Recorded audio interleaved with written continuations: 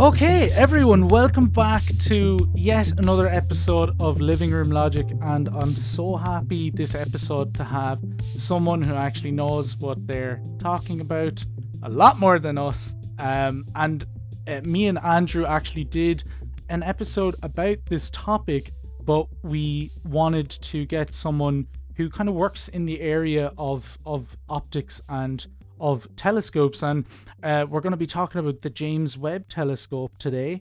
And if you don't know what that is, you will by the end of this interview. But Louis, Martin, thanks so much for coming on the show. Thanks for having me, Aidan. Yeah, so Louis, you're an astrophysicist, and I just want to give a very brief background for you before I ask you about what you actually do. Yeah. So me and Louis go back a bit from college, and we're good friends, and it's wonderful to see you going in this really interesting career that I really don't know much about. So I really wanted to get it down on video and on audio here today. You are an astrophysicist, but that's a huge, complicated area. So, like, what specific area of astrophysics do you work in? I've worked in astrophysics. My bachelor's was just like general astrophysics. And then my master's was a lot more focused on kind of the engineering side. So, like, really going into astronomical instrumentation, be it like ground-based telescopes or just the detectors on these telescopes, Very cool. and as well as the stuff that was going into space. So Oh, cool. from that, I was able to sort of transfer over to my current job, which is instrumentation engineer at a company in Galway called Embryonics. And what we specialize in is laser communication for satellites. And so that's probably another topic altogether. But Yeah, and I'm not even gonna try and say that I know what that's about. yeah, All I can say is that it sounds really cool and impressive. And definitely we will talk about that more. I would love to even get into that. But today we're going to talk about the James Webb telescope, which is yeah, that brand new NASA telescope that they just shot off like a million miles away from Earth, or at least it's on the way. quite literally a million miles from Earth. That's incredible. And so, people maybe have heard of the previous one, the Hubble telescope. Yeah. But like, Louis, I really want you to describe for us, like, what is the difference between these two, and what is the Webb actually meant to do? So I suppose there are like three kind of main differences between Hubble and then Webb. The Yeah. first one being the actual size of the telescope. Yeah. The Webb is much bigger. I think it's 100 times more sensitive, and the size of the mirror, it's 3 times what Hubble is. So just the collecting area is just huge. Then the next one is kind of what it's looking at. So Webb is going to be looking at like the infrared, and just why that's important is for like galaxy formation, and it's an area that just the Hubble telescope, it's not sensitive to nearly at all. And Hubble would have looked at visible light, right? So Hubble would have looked at like the kind of ultraviolet side of the spectrum all the way up to the near infrared, whereas James Webb, that's going to go from like the red part of visible light and then all the way into the mid infrared. Me and Andrew talked specifically about this a lot in our previous episode, about the long and arduous journey it took to actually be launched. It was something like, it was like 15 or 20 years, I forget. I think it's 15, right? Yeah, it's closer to 20. It's closer to 20, yeah. And like, it was, it was supposed to be like 500 million, and it ended up being like 9 billion or something. So yeah, no, it's ridiculous. The prices just got out of control. And so, other than price, because look, that is really important, but we didn't really understand why it took so long to invent these technologies. Like, could you explain some of these technologies that the Webb is using? Another just huge kind of issue was that they had to do a full redesign 2 years before it was meant to launch the first time. So that set it back massively. It was meant to launch in 2007, I think, and and so like 14 years behind schedule. Some of the stuff, yeah, that just wasn't invented, and producing it on the scale that was needed and the accuracy that was needed, just it wasn't done before. The kind of hard R&D that had to go into that sort of stuff. So they're looking at all these different materials that they were going to use for the structures, for the mirrors. So it's lighter, and it's just because of producing these at like the accuracy, because you're talking about like a surface that would have to be like maybe a micron in difference from what it should be. Yeah, it has to be so incredibly flat, smooth, perfect. Yeah, like the big thing was the mirror, the main mirror, which is like what everyone instantly recognizes, these hexagonal mirrors that. So each one of them is unique, and there are 18 of them. They're about a meter wide each, or a meter and a half wide each. And yeah, just manufacturing them just took so long. You have to worry about all these other things, like just the launch of the satellite, because of how far it's going away from Earth. There's no way of like sending a mission to fix it like they did with Hubble. Because Hubble was closer to Earth, right? Where was Hubble? Way closer to Earth. It was only, well, I say only, it was 450 kilometers away, whereas Webb is going to 150 million kilometers away. Oh my god.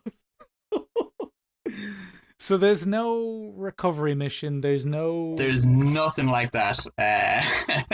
Everything needed to be absolute. That had to be perfect. That kind of brings me on to where we are in astrophysics, and not even just astrophysics. You said yourself, there's so many. It's a multidisciplinary mission. How important is it for astrophysics and science in general? I mean, without question, like it's the most important thing to happen to astronomy and astrophysics since Hubble, in terms of the potential for what it's going to fill, like in terms of knowledge gaps. So kind of in terms of where it's looking back to, like the main mission of it is to look back at the early formation of stars and galaxies at the beginning. And previous to this, we've just been unable to see, because we haven't had the sensitivity in terms of like a big enough mirror in space to see these events or these stars. It's, yeah, to fill that gap, it's going to be absolutely fundamental. And then, but it also kind of, it's not the only objective of it. So this is going to be looking at one, taking images of these exoplanets, and then also looking at their spectrum and their chemical composition to see if they have life. And another thing that's going to be helping for is like how planetary systems form, because there's a big gap in the knowledge in terms of how we get from like meteor-sized planets and like meteoroids to like kilometer size, and just understanding that in the formation is going to be really fundamental. And are these things that you are most excited about, or is there particular things that you are? Unfortunately, the galaxies kind of thing, it will be obviously still interesting for me and for astrophysics, but it's just not the area that I'm most excited about. It's definitely the exoplanet and planetary formation is where I'm interested in actual astrophysics, particularly when I was doing my bachelor's and master's. Is there anything you wanted to find? Looking at like the chemical compositions of planets and like finding water, or like the planets that are potentially habitable, just for the kind of like the idea of there's life out there. I mean, there is, but kind of having a better confirmation of it. Okay, so you've heard it first here, lads. Louis Martin saying there's life out there. But you're saying that this might be what we can use to confirm that. Yeah, particularly for like livable planets that are close by. So I suppose the most famous example is the TRAPPIST system. And that had 7 planets that were orbiting around the star, and it's not too far away. in astronomical terms. In quotations, yeah. And it's definitely close enough that, yeah, we could resolve the spectrum to see if these were habitable, even though some of them we already know are within the habitable zone. But to know what the chemical composition of these rocky planets would be yeah, a really, really cool thing. Actually, I don't even know if we mentioned this yet, is that the fact that Webb will be able to look further away back in time. And that is the thing that boggles my mind, because I didn't think, as a biologist, and Mm-hmm. I'm so not in this field of study, but to be able to, I thought that that visible light, that Mm-hmm. was our precipice. I thought that was the edge. And it's not, and that's so exciting for me, because I thought it was, even for ye. I thought for science, for astronomy, astrophysics, that was the edge. Yeah, and it really, really isn't. And it's just because since the Big Bang, the universe has just been expanding and getting bigger. So the light from the start of the Big Bang, it gets stretched just because space is getting, or is space is expanding. And so Mm-hmm. this is the redshift of no more so than like an ambulance driving by. You hear it getting really close and then going off again. Yeah, That's just a Doppler shift. Well, this yeah. is the same application but to light. Don't worry, you don't need to get into that too much, because we can send people to yet another episode of our podcast where we explain the Doppler effect. So don't worry too much about it. I think that might be the thing that I am most excited about, the fact that it sounds most exciting for me, Mm-hmm. that you will be able to look even further back in time. Yes, Will Webb be able to look back as far as time goes? it'll be able to observe up to the first. I think it's like 50 million years. So My like, God. so it'll do the 13 billion, no problem. And then I think it's like the 50 million The years. final. It's just there's a tiny bit that we still can't uh, observe, but there are other methods for doing that. That we can talk about another day.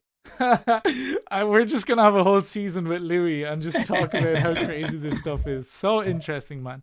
Yeah. Um, one more thing I wanted to ask you about was, actually, aside from the Webb telescope, because it is Mm-hmm. literally in the middle of being deployed now, and Yeah. hopefully we will get some images pretty soon.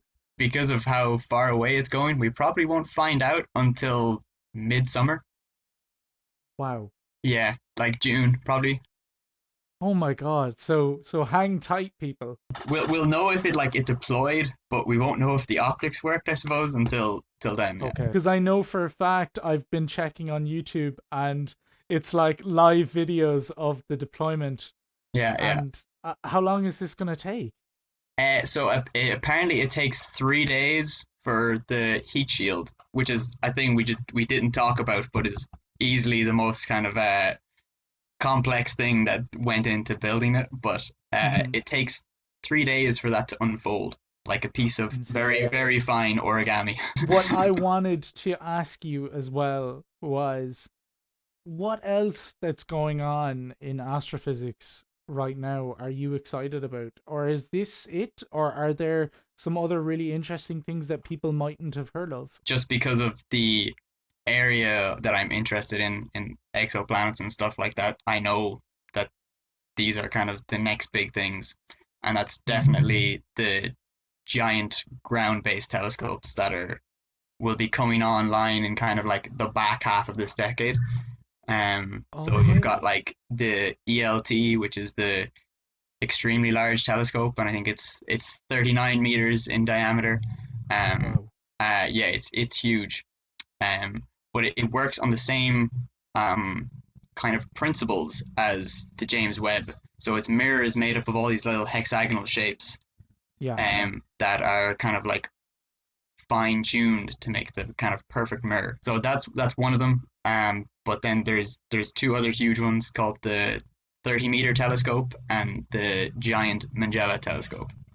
And both of those, well, all three of them should be kind of functional by the back half of this decade. So they'll be really interesting things that'll be kind of coming on, and a lot of their stuff will be kind of like follow up observations of what James Webb has done. They're all doing their own specific things, are they? Or are they also looking at infrared, or will it be more visible light? They're looking at parts of the infrared, but then also visible light. They're definitely more kind of broader science um Mm.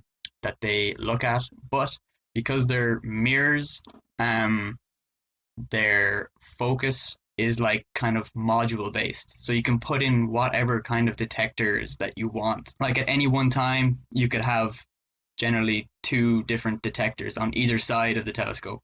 And then there'll just be like a little mirror at the side that just directs it into these ports. And so that means that we're gonna have kind of a huge boost in astronomy in terms of research infrastructure. Massively. Like at the moment, the kind of the biggest mirrors are like 8 meter class, Mm. so to like 10 meter class. Whereas now Wow, so you're talking 4 times the size. That's incredible.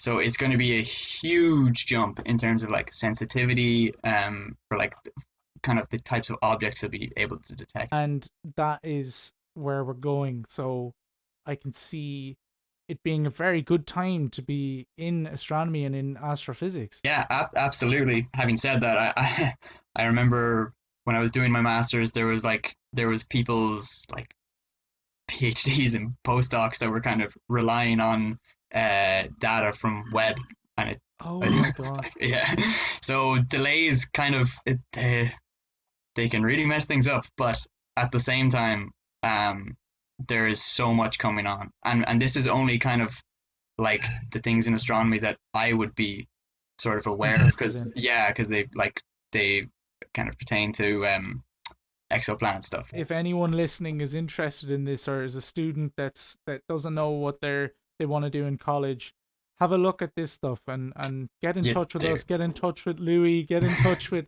astrophysicists and astronomers. Like this is the time Absolutely. to get involved. This is when there's going to be so much coming on board, just because now the sort of the technology is there, and there's going to be so much data crunching and data There's processing. going to be so much data, so much work for young students. Oh, I can't wait. I Yeah. can't wait for everyone just coming into college now. They're going to have a rough time.